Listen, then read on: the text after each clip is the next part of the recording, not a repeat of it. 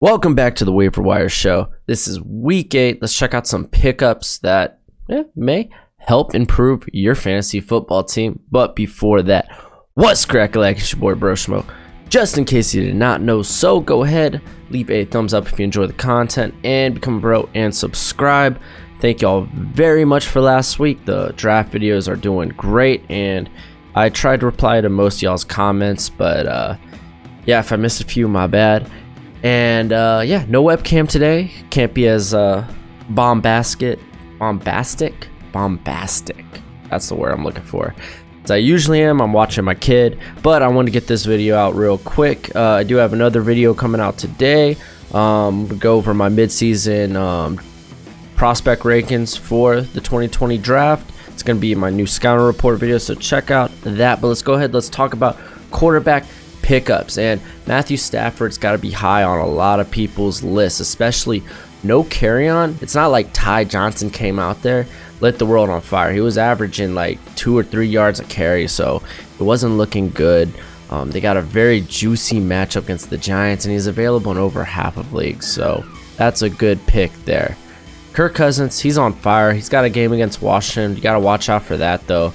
That might be a catch-up, yeah, that might be a gotcha game, because honestly, they could run that game to they could just run the ball and win that game. So, given the positive matchup, Cousins might not get a lot of work. And then Matt Moore, I think he's worth a shot. He's got a tough game this week against the Packers secondary, but I do think he's at least worth a shot in that Chief offense. And then finally, I got Tanner Hill. He's available in almost any league. They got a very juicy matchup against Tampa Bay this week. So if you're struggling at the quarterback position, or if you got injuries, that is not a bad option. I repeat, Ryan Tannehill is not a bad option this week. Let's go ahead, talk about the running back position. Yes, I got Ty Johnson on there despite the struggles, but it's a good matchup against the Giants this week. Carry-on should be only out for a couple of weeks, so there is that. Then Mark Walton. Yes, I know he's a Dolphins player, but it looks like he is the starter. This is a Dolphins offense that is looking better week in, week out. If you have an open bench slot and maybe you need another running back, he might not be a bad grab. And then Jalen Samuel, I just want to remind y'all, he is still like 3 weeks from being able to play, but given how banged up Connor has been recently, that Samuel might not be a bad guy to stash on the bench for essentially your playoff run. Yeah, so there's that. Benny Snell, honestly, if Connor can't play this week, I think Benny Snell might be actually pretty good option regardless, because that Dolphin defense is pretty atrocious. And then these last two guys, Alexander Madison, Chase Edmonds, I've already been telling y'all the last couple of weeks, pick up these guys. I think Madison is finally going to be a viable starter this week against that Washington defense. This game I can definitely see being a blowout. And then Chase Edmonds, man, as long as David Johnson's dealing with back issues, and they brought in, granted, I know DJ Foster got hurt, but they brought in Jay Ajayi and who was it? Spencer Ware. So Chase Edmonds might be the starter this week. So that is definitely something to look into. And hopefully y'all already have him. He's still available in a little less than 70% of leagues. And at wide receivers, Kenny Stills, I think, might be among the top options to pick up here. Yeah, probably. Because you got Will Fuller out, so he definitely takes that big play, burgle threat type role in the offense. So that's not a bad grab there. And then Corey Davis, honestly, Corey Davis and AJ Brown, they both saw at least 8 targets in that Charger game. So it's worth looking into picking those guys up as long as Tannehill is behind the center. But I mean, again, proceed with caution on that, because you don't know when Tannehill may turn.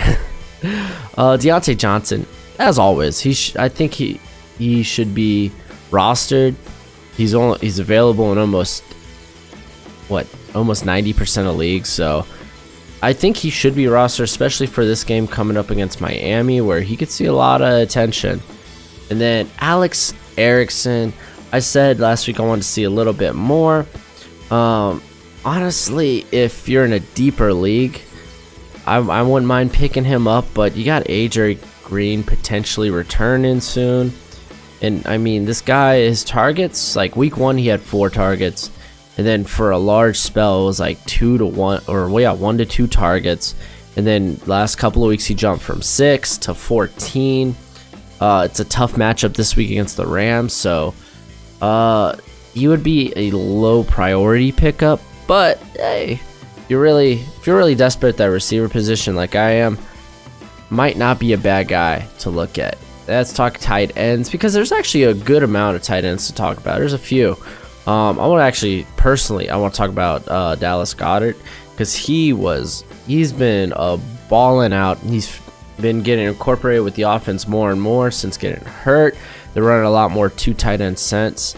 So I don't necessarily like his matchup this week as they face Buffalo, but I don't think he's a bad tight end to roster. And then Chris Herndon, I know the Jets, they looked terrible, but I mean, there's not a lot of starting caliber, like in fantasy football, there's not a lot of starting caliber tight ends.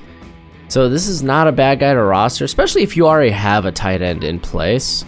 Then you're basically taking away a tight end from a potential opponent. So yeah, I don't think he's a bad guy to roster. Then let's talk about Kyle Rudolph, Irv Smith Jr., both, especially if Adam Thielen's going to be out for an extended period of time, then these guys' stock flies through the roof, like ridiculous.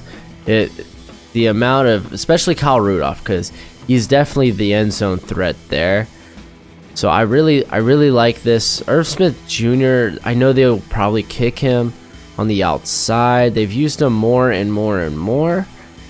But Kyle Rudolph would definitely be my number 1 target when it comes to the just when it comes to grabbing tight ends. Do know though, Thielen, it looks like he is eyeing week 9 for the return. So these might be just 1 week rental type situations, and it's Washington, so the game script might be run heavy regardless. Anyway, that's it for the video. Thank you for all the love recently. It's much appreciated, much obliged. I'll catch y'all later, but until then, you be easy, my friends.